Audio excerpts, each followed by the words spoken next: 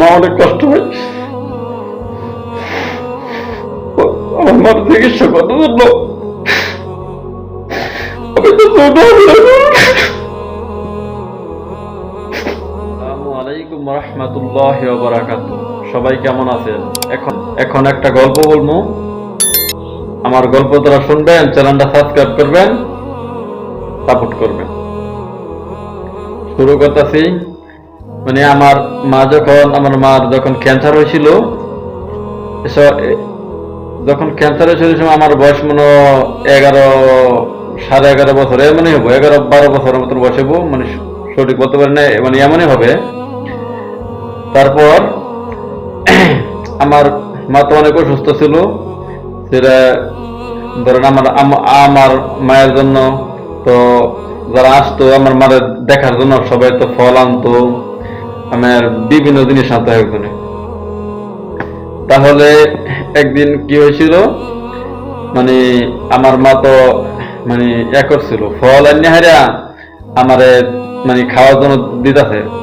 ফল রাখছিল, ফলের না বলতেছে যে ফলটা নে মুস্তাকিম, ফলটা তুমি না খাও, ওহন আমি আছি তোমারে খাওয়াইতেছি, পরে একদিন আমি থাকবো না, তখন তোমারে কি খাওয়াইবে।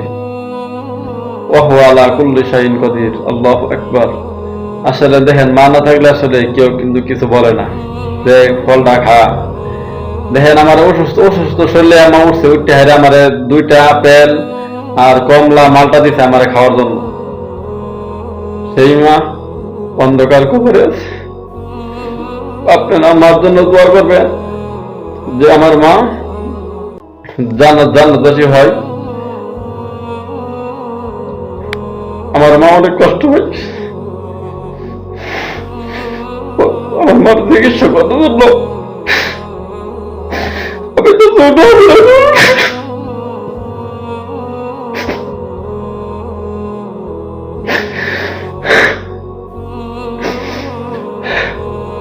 তখন আমি অনেক ছোট, আমি দেখতাম আমার মা অনেক কষ্ট হতো।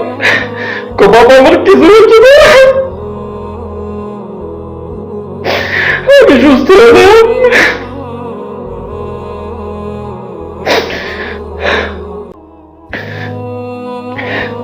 আমার মা বলতো আমার শরীরের উপরে কেউ মানিস না, রেখে রাখবে তারা আমি মানুষ করে চলে যেতে পারবো।